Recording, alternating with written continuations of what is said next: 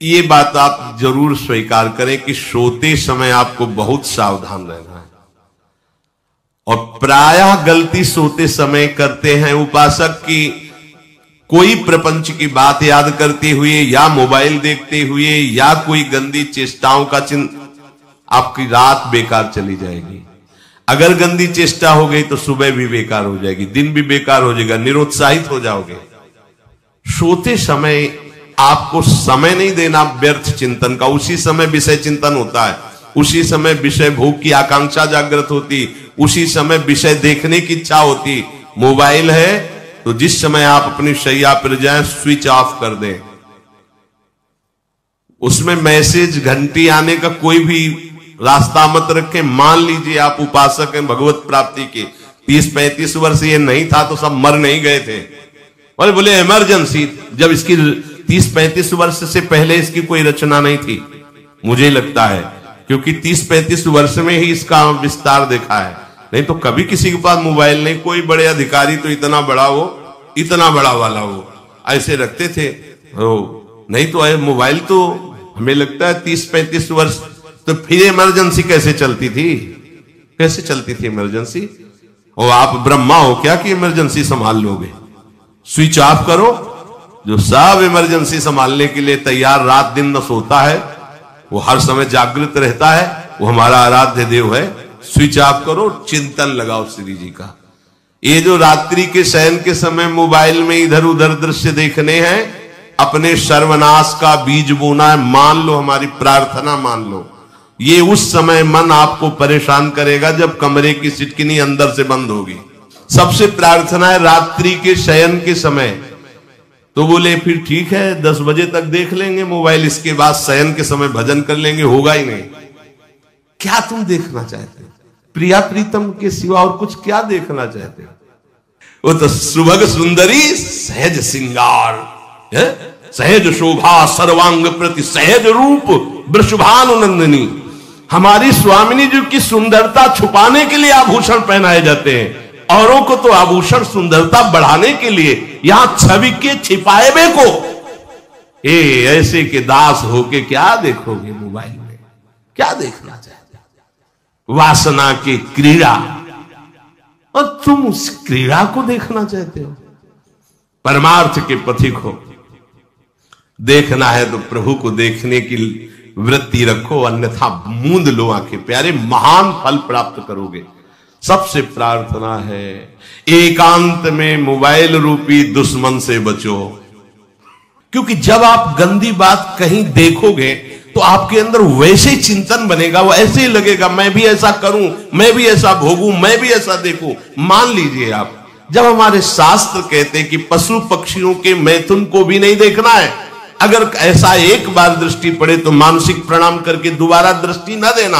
और आप मोबाइल में ऐसी चेष्टाएं देखोगे, कैसे आप भगवत भजन करोगे? कैसे भगवत प्राप्ति का उद्देश्य रख पाओगे? ये कलयुग की बहुत महीन चाल है, उसके बिना काम नहीं चलेगा और हम तुम्हें काम से युक्त कर देंगे। इसके बिना काम चलेगा नहीं, तुमको रखना पड़ेगा। और जब तुम इसे रखोगे तो हम काम अपना कर लेंगे। कलयुग ने कहा हम अपनी व्यवस्था बना लेंगे। यहां कह रहे जब आप नींद में जा रहे हैं तो बिल्कुल मानो मृत्यु शैया पे जा रहे हैं। आपको उस समय नाम जप में बहुत ध्यान देना है, कहीं मन बहक ना जाए। तो क्या होगा, 5-6 घंटे जो आप लेटोगे ना, वो भी भजन हो जाएगा। हमारा जो सततम योमाम स्मरति नित्यशा है ना, ये पूरा हो जाएगा। नहीं उस समय हम सो जाएंगे तो हमारा 6 घंटे का वियोग हो गया, 6 घंटे भजन रुक जाएगा। और ये 100% पक्की बात अनुभव की कहते हैं। यदि सोते हुए भजन करोगे तो जगते, कई बार तो पकड़ा है कि अगर आधे पद में बेशुद्ध हो गए तो वो पद पूरा जगते ही शुरू हो गया है। मतलब बीच में स्थिति भागवती की रही। जैसे बेहोश करते समय हमने कहा था जब ऑपरेशन के हमें बता देना, तो उनका बाबा अब इंजेक्शन लगाने वाले हैं, तो वो 1 मिनट हमें केवल दीजिए, अपनी चित्तवृत्ति। तो जब होश आया तो वही पहले चिंतन चल रहा था, वही चिंतन।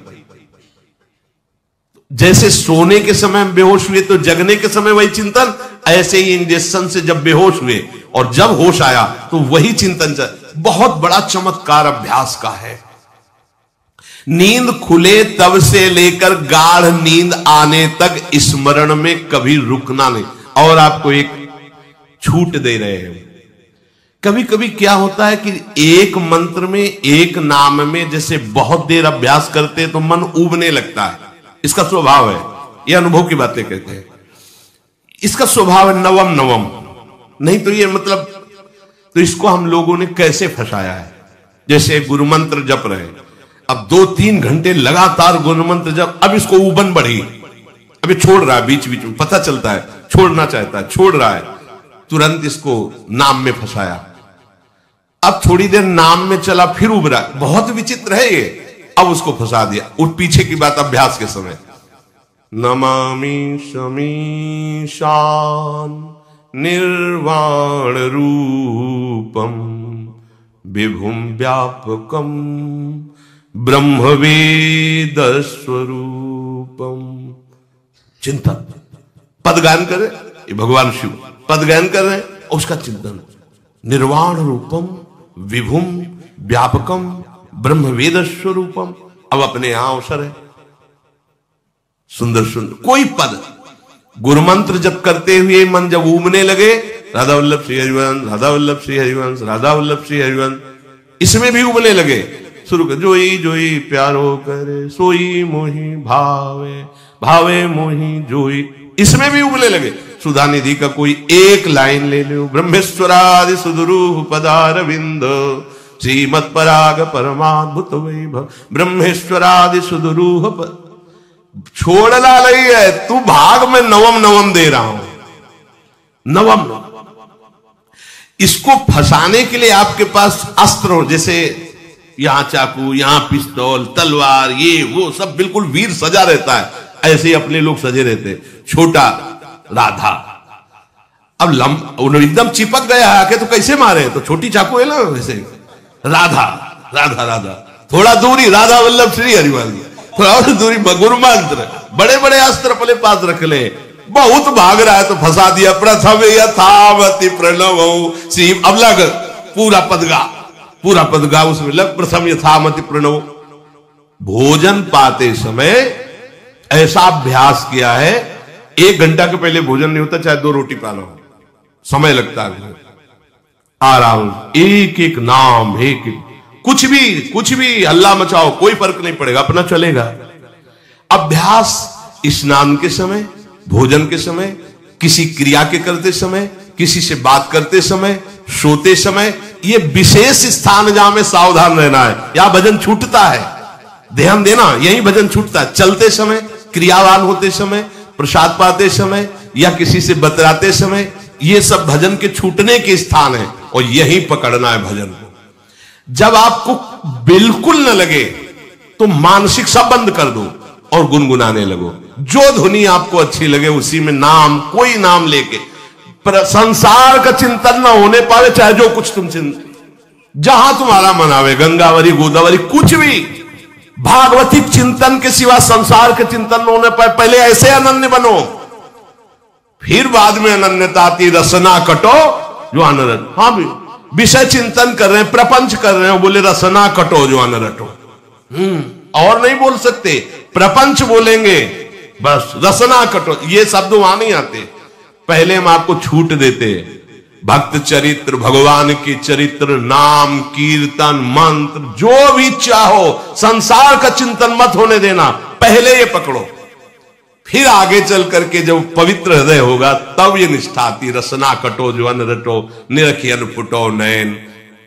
मान लो संसार का चिंतन नहीं करने देना है इसको, आप जैसे बने वैसे करो भागवतिक चिंतन, कोई नाम ले लो, कोई मंत्र ले लो, तुम्हें जो प्रिय लगे, हम छूट देते हैं। ये नहीं करे कि रसना कटो जो अन रटो, ये बाद की बात है। हमें पहले इसका संसार चिंतन रोकना है।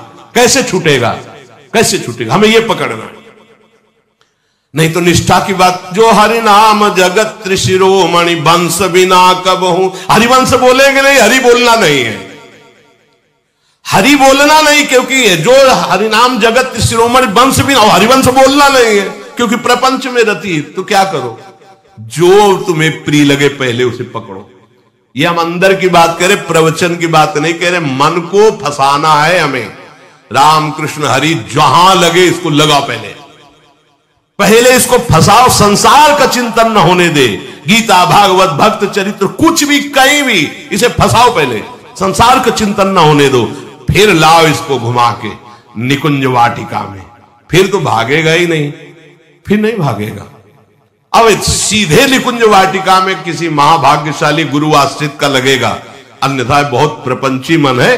आप आश्रय इधर का लोगे, प्रपंच का चिंतन करोगे, बात बनेगी नहीं। चिंतन छोड़ना है हमें, जैसे बने तैसे संसार का चिंतन छूट जाए तो हम विजय को प्राप्त होंगे। ध्यान दीजिए, इस परमात्म तत्व को वही प्राप्त कर पाता है जिसका राग बीत गया है, खत्म हो गया है, वैराग्यवान। ज्यादा परिश्रम नहीं है वैराग्य में, विवेक नहीं होने के कारण हम वैराग्य नहीं धारण कर पाते। हम बाहरी बातों को वैराग्य ले लेते हैं, ऐसा कपड़ा बदल लेना या कपड़ा ना पहनना या लौकी का कमंडल, मिट्टी का पात्र, तो हम अपने को वैरागी। बात यहां नहीं रुकेगी। वैराग्य का इतना ही मतलब, ये भी एक बाह्य अंग है वैराग्य का, पर वैराग्य का सच्चा स्वरूप है वीतरागा। कहीं कुछ भी अच्छा नहीं लग रहा, कोई भी सुख आकर्षित नहीं कर रहा, लोक लोकांतर की प्रतिष्ठा, मान, सुख, ऐश्वर्य, व्यक्ति, कुछ अच्छा नहीं, राग खत्म हो गया। ऐसा उस अक्षर ब्रह्म को, अविनाशी तत्व को जान पाता है। जगते भयो फिरे बैरागी, जैसी हरिवंश प्रपंच बंच सब ये काल ब्याल को खायो। हालत यह है कि जैसे सांप ने मेढक को पकड़ रखा और मेढक सामने पतिंगा को, कीड़े को पकड़ना चाहता है, उसे यह पता नहीं कि मैं खुद किसी का कवल बन चुका हूं, वो एक झटके में मुझे अपने पेट में ले जाएगा। ऐसे ही हम सब हैं, काल के द्वारा ग्रसित है। काल ने हमें पकड़ रखा है, पर हम भोग भोगना चाहते हैं, हम नाना प्रकार की मान प्रतिष्ठा पाना चाहिए। ये पता नहीं एक झटके में हमारा अस्तित्व ही खत्म हो जाएगा। जिनके अंतःकरण में किसी भी व्यक्ति, वस्तु, स्थान, पद, प्रतिष्ठा का राग ही नहीं रह गया है, उसे कहते हैं वैराग्य वान। वीतरागाह, राग ही नहीं है। जिनका अंतःकरण निष्पाप निर्मल हो चुका है, जिनके हृदय में केवल भगवत प्राप्ति की उत्कट लालसा जागृत हो गई है, ऐसा साधन संपन्न उपासक परमात्म तत्व में प्रवेश पाता है। अध्यात्म मार्ग की ऊंचाई पर वो स्थित हो जाता है। यदि छंतु ब्रह्मचर्यम चरंती, जिनकी इच्छा एकमात्र भगवत प्राप्ति की है, यदि छंतो, उनको क्या करना होगा? ब्रह्मचर्यम चरंती, ब्रह्मचर्य का पालन करना होगा। प्रत्येक इंद्रियों का निर्विषय हो जाना वास्तविक ब्रह्मचर्य है। केवल जनेन्द्रिय से ही ब्रह्मचर्य को नहीं लेते। हमारी प्रत्येक इंद्रिय भोगों से रहित होकर भगवत अनुराग में, नेत्र प्रभु को देखना चाहते हैं, त्वगेंद्रिय प्रभु को स्पर्श करना चाहती है, घ्राणेन्द्रिय प्रभु के श्री अंग की गंध पाना चाहती है, श्रवणेन्द्रिय प्रभु के वचन सुनना चाहती है। एक एक इंद्रिय अपने प्रभु में लग गई, अंतर्मुख हो गई, बाहर विषयों का त्याग हो गया। इसे ब्रह्मचर्य कहते हैं। पर प्रारंभिक ब्रह्मचर्य में जनेन्द्रिय का ब्रह्मचर्य अत्यंत आवश्यक है। यदि जनेन्द्रिय जन्य व्यभिचार दोष से युक्त है तो कदापि उसे भगवत प्राप्ति नहीं हो सकती।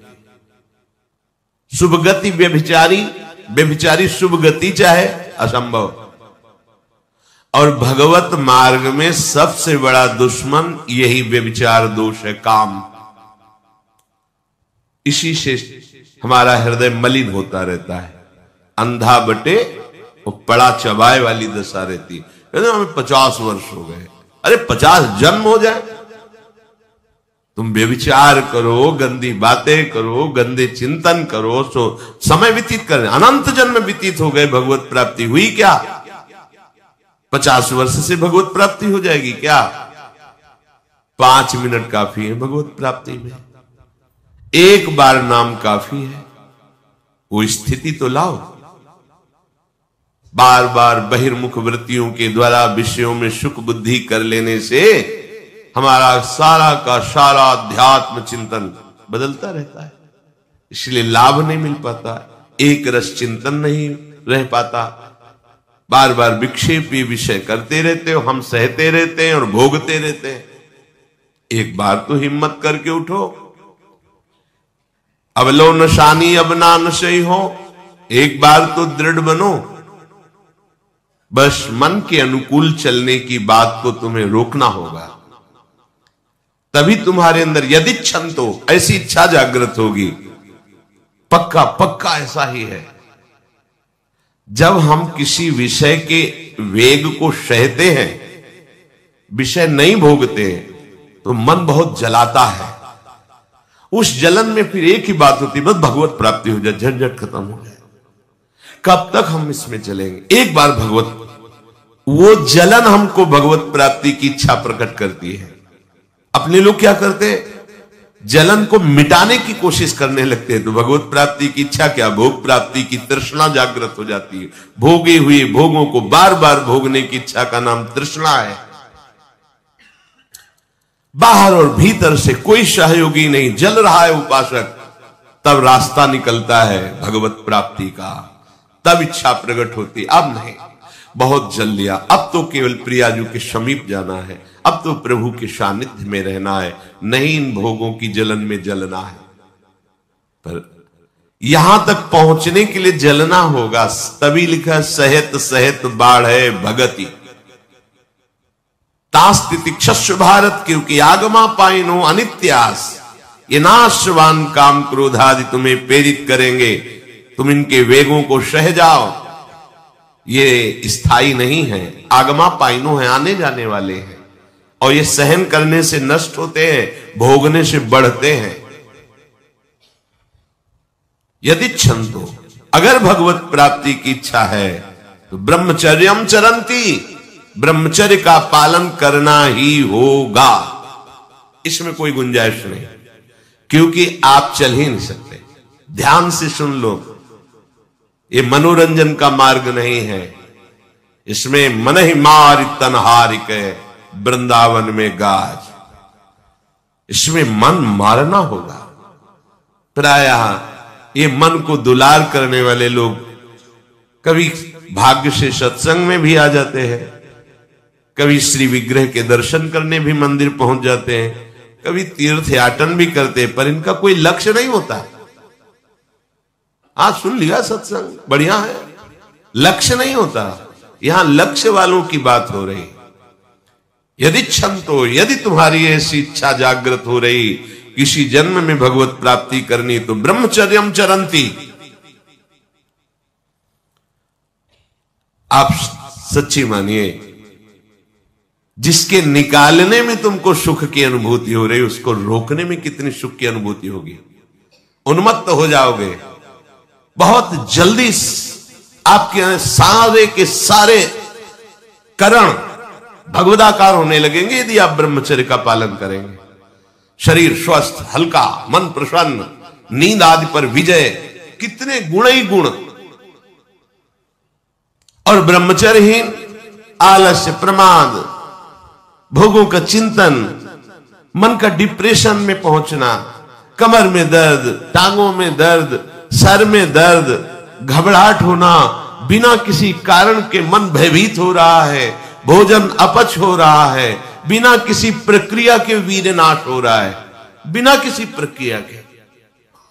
काहे को मृत्यु स्वयं स्वीकार कर रहे हो, ये मृत्यु है। चाहे भगवान दत्तात्रेय जी बोल रहे हैं या भगवान कपिल देव जी बोल रहे हो, जब उपासक को संबोधन करते हैं भगवत प्राप्ति के लिए, तो कहते हैं कि इस भोग वृत्ति को साक्षात मृत्यु रूप देखो, ये मृत्यु है तुम्हारी। जब शरीर राग त्यागना है तो तुम शरीर से भोग भोगोगे तो आसक्ति शरीर की पुष्ट होगी, आसक्ति भोग सुख की पुष्ट होगी, है नहीं। कितने दिन शरीर रहेगा, कितने दिन भोग रहेंगे। विचारवान बनो, ब्रह्मचर्यम चरंती, ब्रह्मचर्य का पालन करो। उपासक जो ब्रह्मचारी होता है उसका खिला हुआ चेहरा रहता है, जैसे कमल खिला हुआ, बिना किसी कारण के उसकी मुख मुद्रा में प्रसन्नता होती है। जो ब्रह्मचर्यहीन होता है बुझा हुआ चेहरा होता है, तेजहीन, बिना किसी कारण के वो शोकग्रस्त लगता है। बैठा है, आपको लग रहा है शांत है, लेकिन आप चेहरे को देखो, वो एक शोकग्रस्त है, कुम्हलाया हुआ चेहरा, अशांत चेहरा। मुख प्रसन्न, तन तेज विराजा, यह है ब्रह्मचर्यम चरंती, भगवत आराधन संपन्न उपासक का। जैसे आग में पैर रखते हुए कोई चले तो कैसे चलेगा, ऐसे ही ब्रह्मचारी की पहचान है। इतनी स्फूर्ति उसके अंदर होती, जैसे आग में चलने वाला पूरा पैर नहीं रख पाएगा, अगला कदम रख देगा क्योंकि ताप लग रहा है, ऐसे उसकी स्फूर्ति होती पैरों में। उसकी आंखें एकाग्र रहती है, चंचलता इधर उधर या बार बार झपकना, यह विषयी पुरुष का लक्षण है। बार बार पलक झपकना, यह विषयी पुरुष का लक्षण है। इधर उधर ताक झांक, चंचलता, ऐसा बैठे तिनका तोड़ रहा है, पैर हिला, ये सब विषयी पुरुष के लक्षण है। ये तो बिल्कुल साधारण स्पष्ट दिखाई देता है आदमी विषयी है या ब्रह्मचारी, एक सेकंड में लक्षण होते हैं। आपको जब भगवत मार्ग का अवसर मिला है तो गृहस्थ हो, संतान हो गई, ब्रह्मचर्य से रहो। नहीं चाहिए संतान तो भ्रूण हत्या, गर्भ हत्या जैसे महापाप करने की क्या जरूरत है। उसी वीर से संतान उत्पन्न होती है जिसको आप नष्ट कर रहे हो, जिसको आप ऐसे पानी में बहा रहे हो, व्यर्थ फेंक रहे हो, तो उसको भ्रूण हत्या का पाप लग रहा है तो तुमको पुण्य लग रहा है, वीरपात कर रहे हो तुम्हें भी वही हत्या लग रही है, क्योंकि उसमें वही जीवात्मा है जो मां के गर्भ में जाके बालक रूप धारण कर लेती है, उसको तुम नष्ट कर रहे हो। पर बुद्धि भ्रष्ट हो गई है, समझ में नहीं आता, व्यर्थ में वीरपात करते हो, व्यर्थ में। तुम्हारा भजन बनेगा, तुम अध्यात्म के योगी बनोगे, मजाक है अध्यात्म का मार्ग। होश में हो जाओ, ये मन के दुलार को बंद करो। जब तक इच्छा ही नहीं भगवत प्राप्ति की तो फिर तुम कैसे भगवत प्राप्ति कर पाओगे। भगवत प्राप्ति की इच्छा कैसे होगी जब तुम्हारी इस तरह से निंदनीय वृत्तियां हैं।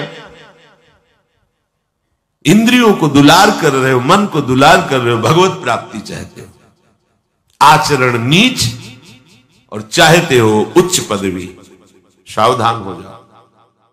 देखो, बड़ी अंदर की बात है कि आप लोग दिन भर साधन करते हैं, लेकिन जब आप शयन करते हैं तो असावधान हो जाते हैं। बस वहां आपको समझना है, शयन का समय आप अंतिम समय समझो। उस समय इधर उधर देखो मत, इधर उधर चिंतन मत करो। बहुत सूक्ष्म बात है।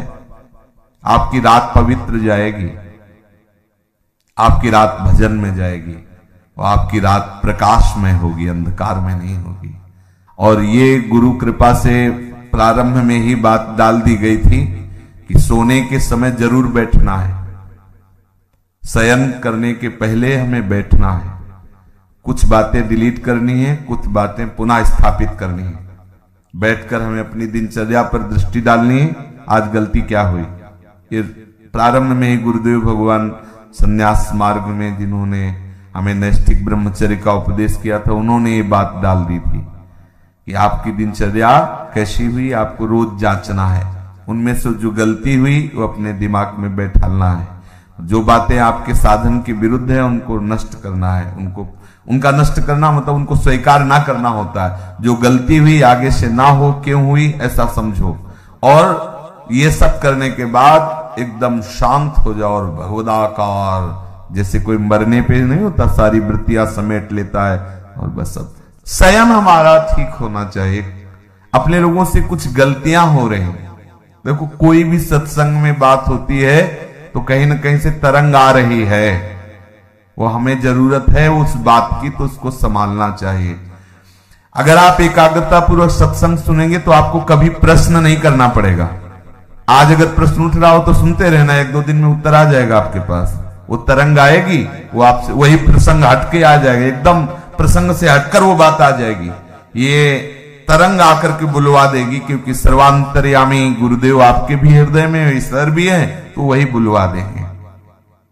कुछ साधक क्या करते हैं, प्रमाद स्थिति करते हैं कि जैसे दिन भर सेवा परिचर्या या जो भी गृहस्थ हो या विरक्त हो, अब रात्रि के समय वो समझते हैं कि अब सोने जाना, थोड़ी देर मनोरंजन कर लेते हैं।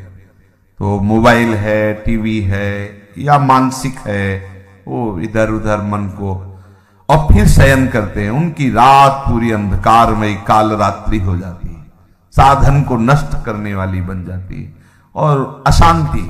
सुबह वो निरुत्साहित उठते हैं, सुबह वो खोए हुए उठते हैं, सुबह वो अपने को अधूरा पाते हैं, उत्साहहीन। अब वो केवल बनावटी रह जाता है, आंतरिक खोखले हो जाते हैं। इसलिए आप रात्रि को संभालिए, रात्रि को संभालिए। शयन के समय आप बहुत सावधान रहिए, तो सुबह आपका संभल जाएगा। सुबह संभल गया तो पूरा दिन संभला रहेगा, रात्रि संभल गई तो पूरा जीवन संभला रहेगा। बहुत ही एकांतिक वार्ता है। आप शयन के समय कभी मोबाइल मत चलाइए, क्योंकि मोबाइल एक ऐसी वस्तु है जो पूरे विश्व ब्रह्मांड को अपने में समाये हुए है। वो गूगल क्या कहते हैं, जो भी सर्च करो सब उपस्थित कर देता है। बलिहारी ऐसी सिद्धि तो महात्माओं में भी कभी कभी नहीं होती थी, जैसी सिद्धि मोबाइल में है। नहीं, सर्च करो, हर विषय लो। महात्मा भी है तो एक सब विषय का थोड़ी वो सिद्ध होता है, वो तो भगवत विषय का सिद्ध होता है। और जो मोबाइल है वो हर विषय का सिद्ध है। आप किधर भी सर्च, बोले राधा कृपा तो वो राधा कृपा कटाक्ष शुरू कर देगा, और वहां से सत्संग तो राधा केली कुंज से सत्संग शुरू कर देगा, और कुछ भी तो और कुछ भी शुरू कर, जो चाहो। हाँ, हरि कृपा कछ दुर्लभ नहीं तो मोबाइल कृपा कछ दुर्लभ नहीं, जो चाहो सब। अब साधक तो वैसे ही, जो साधक का मन है वैसे ही मतलब तूफान समझो। अब उसको एकांत मिलाओ, शयन, दरवाजा बंद, बोले अब तो भजन करते हुए डूबना है, वो डूब गए। मोबाइल बहुत बड़ा सहयोगी भी है। जैसे हम गुरुजनों के वचन उसमें रखे हुए हैं, सत्संग, तो आप अगर मान लो बहिर्मुख हो रहे हैं उस समय, अब कुछ सत्संग अपने रखे जाते हैं कि ये सत्संग हमारे लिए औषधि है। जैसे खांसी की अलग दवा, बुखार की अलग दवा होती ना, ऐसे ही अपने लोगों को भी अपनी डायरी में, जैसे ना कि जब साधक को काम सताए तो कौन से सूत्र चाहिए, वो अपने तय कर लेते हैं कि ये बात इसको नष्ट करने। जब साधक को क्रोध सताए तो कौन कौन से सूत्र, जब हमारे अंदर ऐसी, तो वो सब, तो वो चीजें एक अलग होती हैं। तो मोबाइल मानो एक नई डायरी, उसमें आप अपना चयन कर सकते हैं कि 4 सत्संग शरणागति के हैं, 4 सत्संग वैराग्य के हैं, 4 सत्संग अनुराग के हैं। जब हमारा मन जहां विचलित हुआ तो ये हम सुन सकते हैं। अगर हम कुमार्गगामी प्रयोग करें तो बहुत बड़ा हमारे लिए हानिकारक है, और अगर सन्मार्ग में साधक के लिए वास्तुतः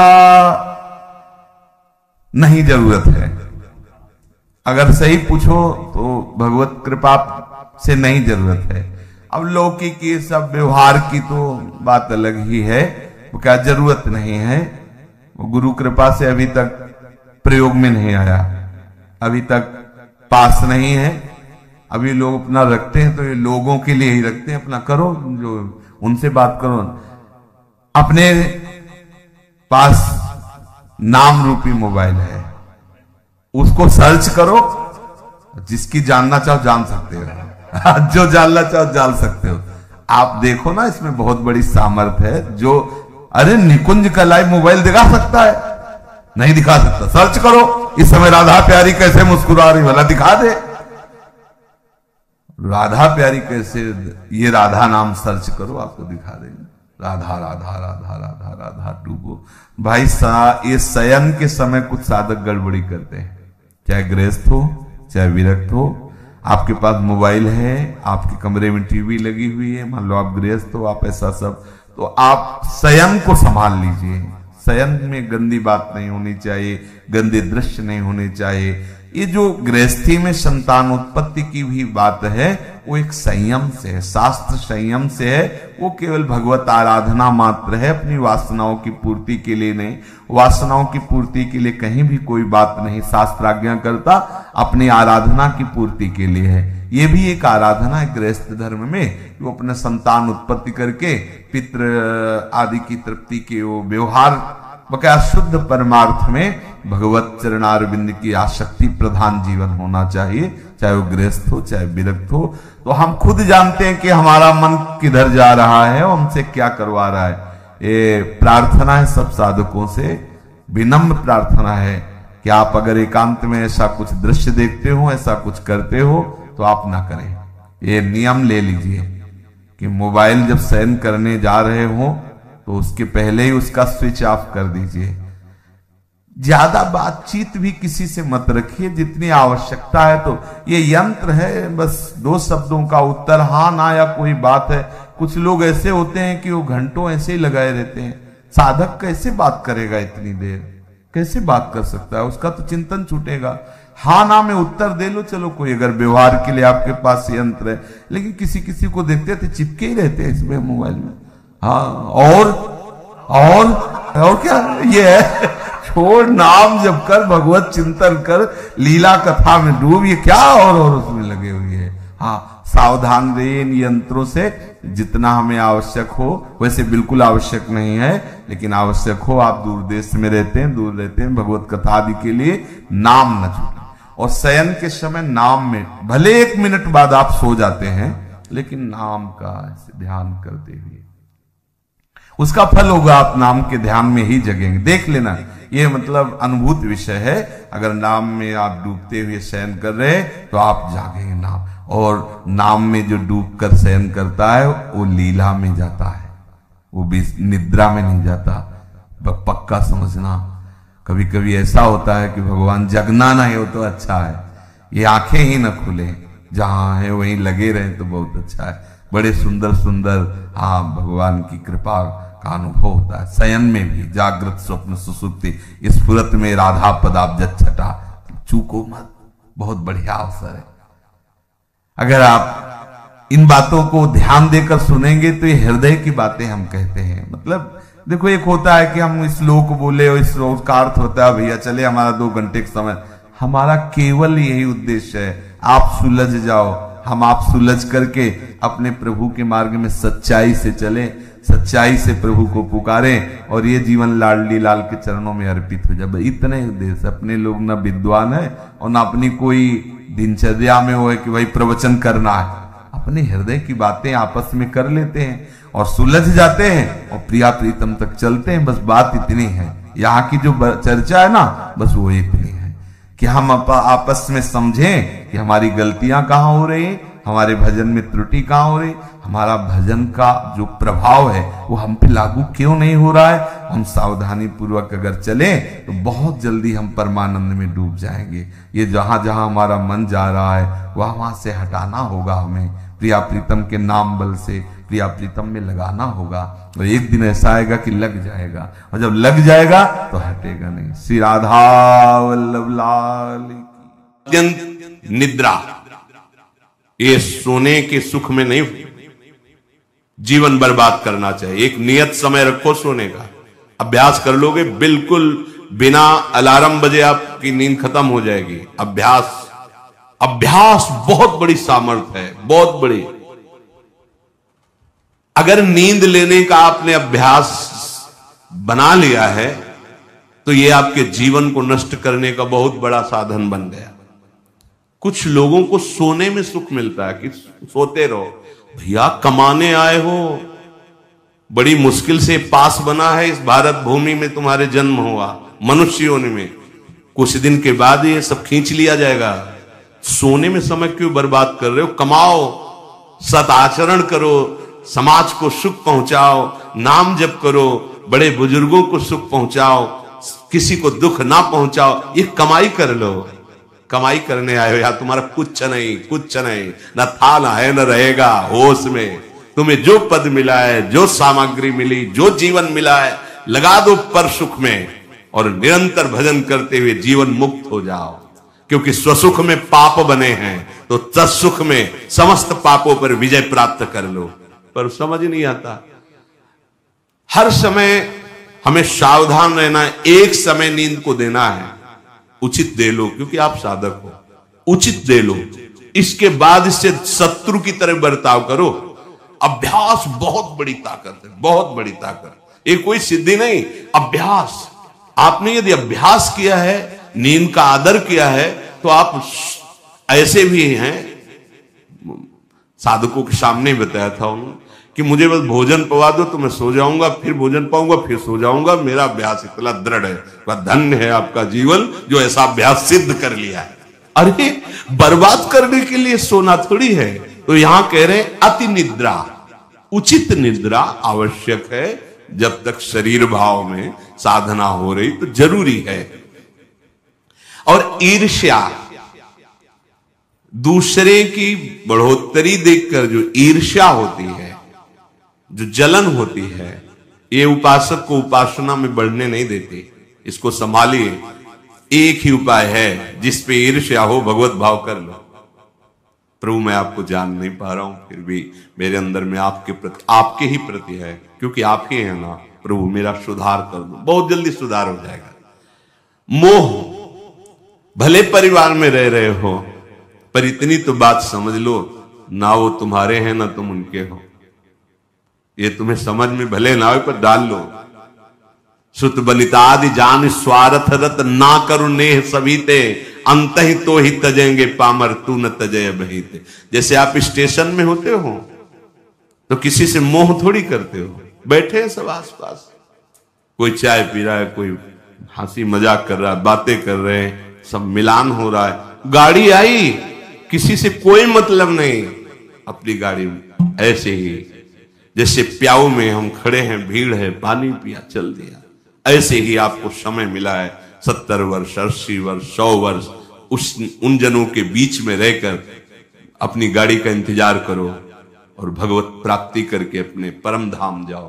पर अगर नहीं समझ पाए तो ये माया ऐसा लगती, मेरा पुत्र, मेरी पत्नी, मेरा परिवार, मैं, पूरा समय चला जाता है। फिर जिनको तुमने मैं करके अब वो अंतिम समय दिखाई देता है, कोई अपना नहीं, कोई अपना। अभी मतलब आप तो अपने ही घेरे में हैं, जैसे अपने लोग भ्रमण किए तो देखा है, रो रहे हैं, उनके परिवार वाले उनसे बात भी नहीं करते। अवस्था ऐसी है कि डंडा के सहारे 2-4 कदम चल सकते हैं। वस्त्र मल से कौन साफ करे उनका। ऐसी, ये नहीं कि वो किसी एक की बात हो, इस स्वार्थी संसार कोई किसी का नहीं। तो हम ये नहीं कहते कि भाग जाओ, हम ये कहते उन्हीं के बीच में रहकर उनके हृदय में विराजमान प्रभु से अनुराग करो, ना कि देह से। देह एक सीमित समय वाला है, तुम्हारा भी और उनका भी छूटेगा। भगवत भाव करके खूब प्रेम करो, खूब सेवा सबकी करो। भगवत भाव विहीन आसक्ति तुम्हारे पतन का कारण बन जाएगी, जिसे मोह कहते हैं। मोह सकल व्याधिन कर मूला, ये मूल है, ये बहुत दुख देने वाला है। तृष्णा, भोगे हुए भोग को बार बार भोगने की इच्छा का नाम तृष्णा। ये डाइन है, इसे शास्त्रों में कहा गया है, ये डाइन है, कभी आघाती नहीं है। ये तृष्णा रूपी डाइन सबके हृदय में बैठी है। हर भोग को बहुत बार भोगा, फिर भी भोगने की चाह, इसी का नाम तृष्णा है। और कायरता, जो नहीं होना चाहिए उसमें बहुत उत्साहित है, जो करना चाहिए, जो होना चाहिए उसमें, उसे कायरता कहते हैं। ये कायरता साधक में अगर है तो परमार्थ विहीन कर देगी। दूसरों के गुणों में दोष देखना और निंदा करना, द्वादशैते महादोषा, ये महान दोष है।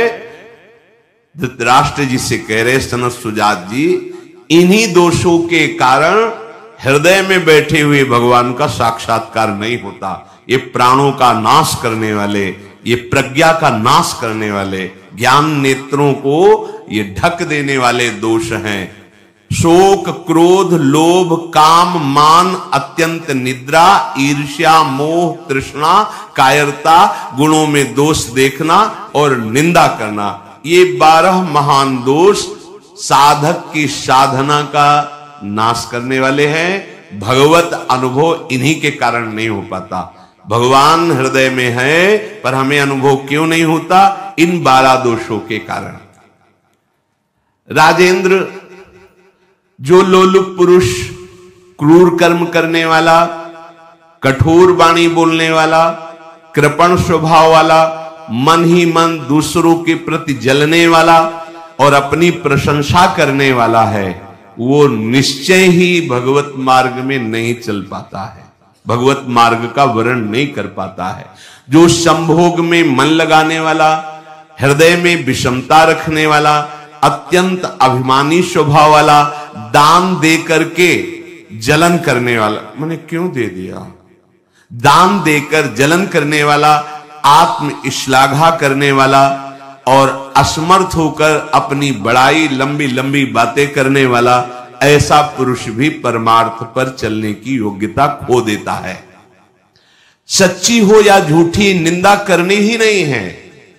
सद वा परिवादो ब्रह्मणस्य ना सस्यते नरक प्रतिष्ठास्ते वही शूर एवं कुर्वते जनाहा। बोले इसमें क्या, मैंने देखा ऐसा ऐसा ऐसा, तो शास्त्र कह रहा है कि तुम देखो भगवान को, सर्वम खलमिदम ब्रह्म ने नानास्ति किंचित, देखा तुमने, सत्य वस्तु को तो देखा नहीं। तो कह रहे सद वा परिवादो, झूठी हो या सच्ची किसी की भी निंदा नहीं करनी। बोले हम तो सत्य बोलेंगे, तो सत्य को जाना तुम, सत्य एक है, सच्चिदानंद में है, उसको जाना। अगर उसको नहीं जाना तो तुम झूठे तो हो ही, तुम्हारी हर बात झूठी है। बोले नहीं हम सत्य बोलते हैं, हमने जो देखा, तुम क्या देखा? जो देखना चाहिए वो देख पाए, जो नहीं देखना चाहिए वो देख पाए, तो तुम तो झूठा देख रहे हो, झूठा बोल रहे हो। सद वा परिवादो, बात सच्ची हो या झूठी, यदि वो किसी की निंदा है तो नहीं करना है, अगर करते हो तो नरक प्रतिष्ठास्ते वही शूर एवं कुर्वते जनाहा, निश्चित उसे नरक की प्राप्ति होती। ये सनत सुजात जी महापुरुष बोल रहे हैं। जो बहुत बकवाद करने वाला है, दूसरों के दोषों का वर्णन करने वाला है और धन का दुरुपयोग करने वाला है, प्राणियों को कष्ट पहुंचाने वाला है, ऐसे आचरण वालों को देख करके प्रणाम मन से करके दूरी बनाओ, इनका संग नहीं करना चाहिए।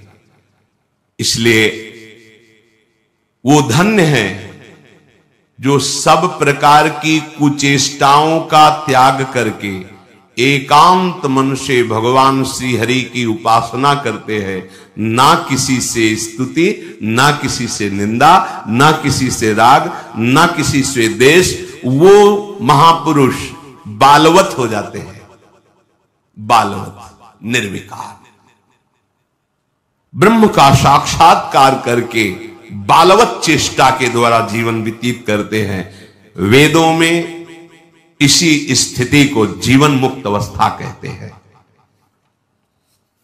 हे राजन, सच्चिदानंद परब्रह्म की प्राप्ति ही इस जीवन का परम लक्ष्य है। जो इस लक्ष्य को निश्चित करके जो बताए हुए दोष हैं उनका त्याग करके, असाधनों का त्याग करके साधन में स्थित रहता है, निश्चित उसका स्वभाव बालवत।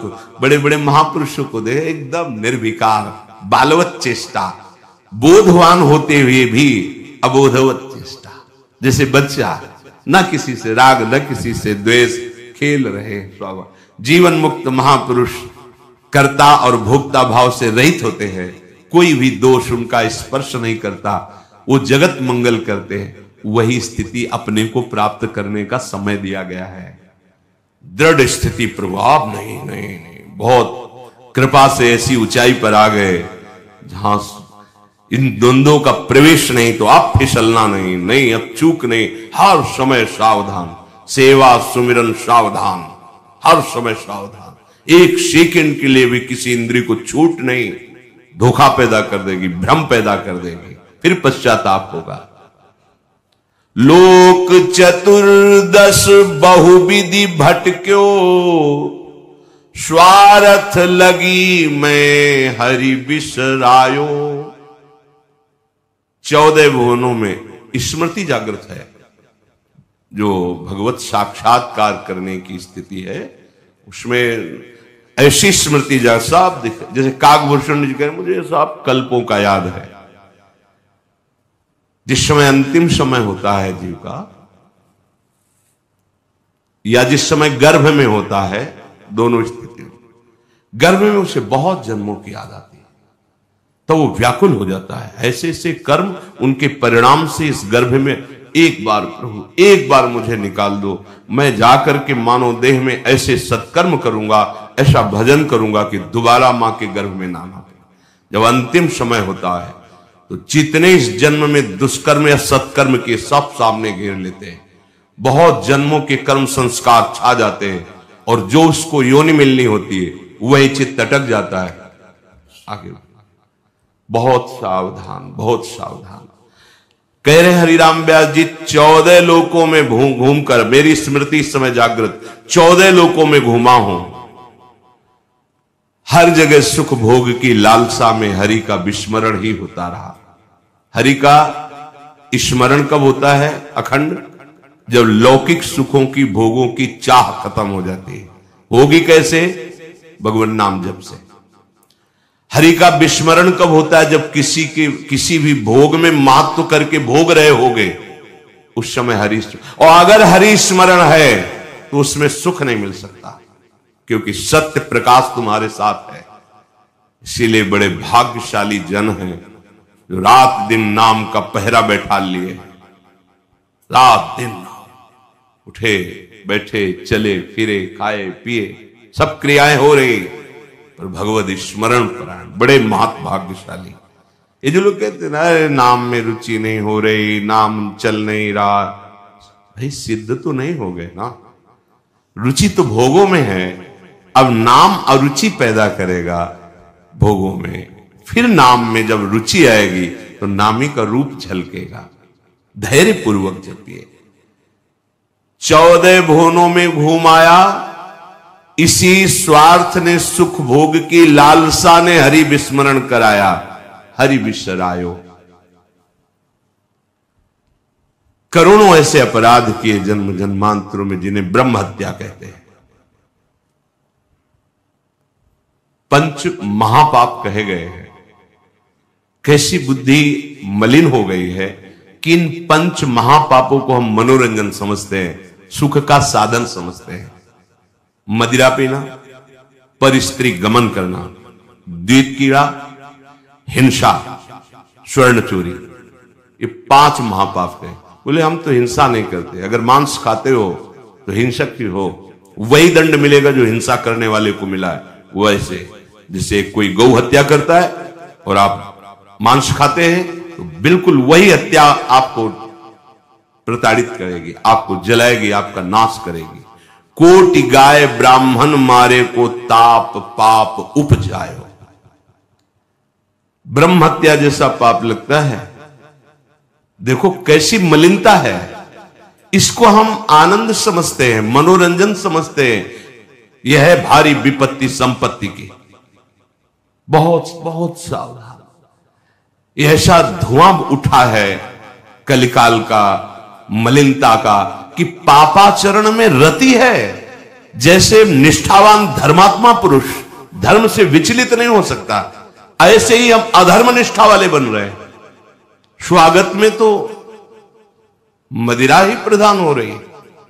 कैसा कैसा बुद्धि काम नहीं कर रही। कैसे मंगल होगा, कैसे सुख होगा, जिसे शास्त्र के रचयिता भगवान स्वयं श्री कृष्ण द्वैपायन व्यास देव जी वो कह रहे हैं। ये पंच महापाप है, ये ब्रह्म हत्या के समान है। कैसा कैसा मनोरंजन।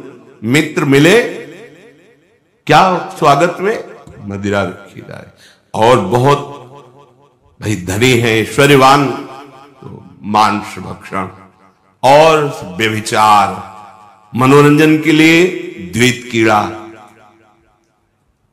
दूसरों का धन अपहरण करना, हिंसा करना स्वभाव। क्या हो रहा है? बोले पाप ताप उपजायो, भारी ताप।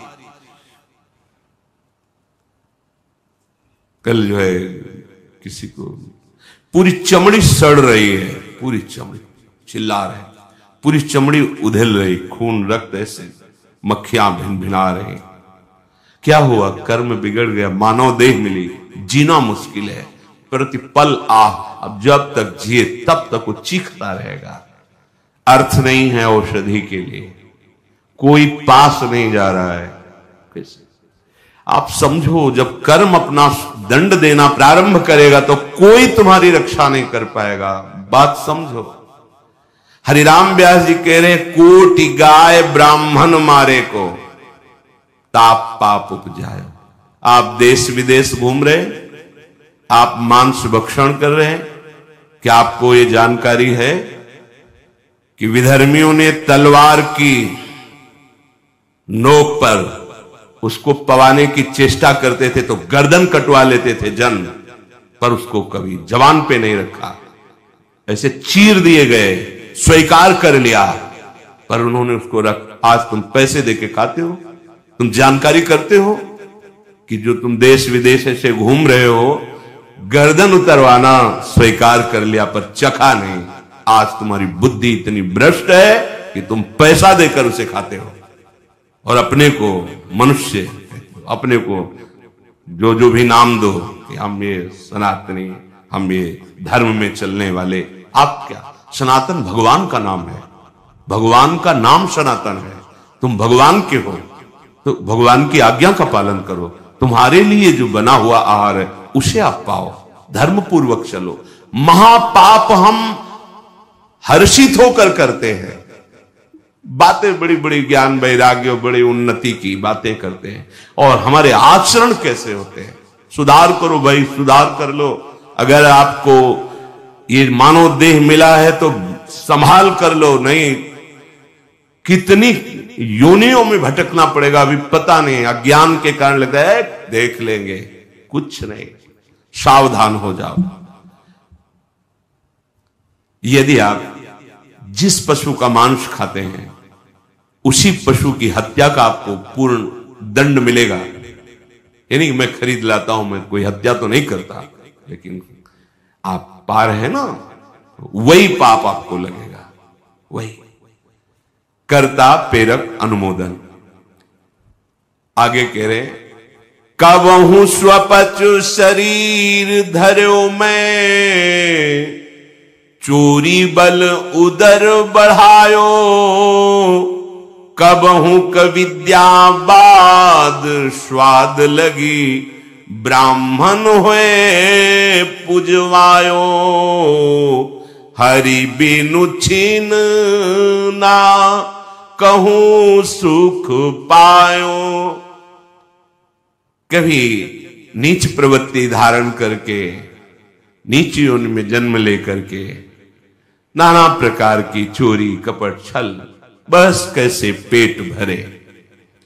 कभी बहुत विद्वान होकर के विद्या के अभिमान में तर्क विवाद करते, प्रकांड पंडित थे, ये जहां भी जाते थे विजयश्री विद्वता से प्राप्त करते थे। तर्क जिभ्या में ऐसी प्रवीणता थी, कोई इनके सामने टिकता नहीं था। तो वहां फिर नमस्कार, पूजा, सम्मान, वाहवाही। कबहू कविद्यावाद स्वाद लगी, ब्राह्मण हुए पुजवायो। जब कोई प्रणाम करता है, नमस्कार करता है, प्रशंसा करता है, अच्छा लगता है। वो अच्छा लगना देह भाव को पुष्ट करके भगवत विस्मृति के गर्त में गिरा देगा। कबहू करंक निशंक भयो, घर घर फिर जूठो खायो, कबहू का सिंहासन पर बैठो, छत्र चौर ढरवायो। कभी तो इतनी गरीबी देखी है, कभी किसी योनि में ये देखा कि राजा बन गया, छत्र चौर बड़ा वैभव, लेकिन उधर गरीबी में भूख से व्याकुल होकर भगवत स्मृति रहित जीवन गया। कभी इतना वैभव कि उसके अभिमान में प्रभु को भूलकर भटकता रहा। ये ऐसी माया है कि जो जहां है उसी में आसक्त है।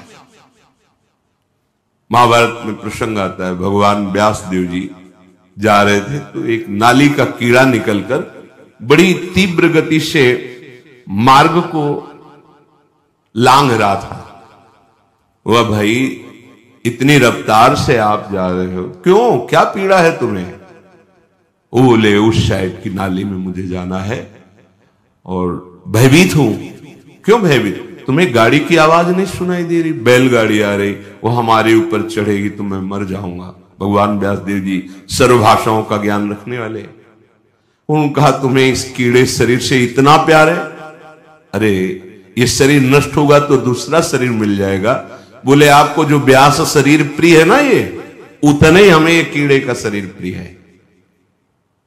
भगवान व्यासदेव जी ने कहा बड़ी भगवान की विचित्र माया है, अब हम तुम्हारा परम कल्याण करेंगे।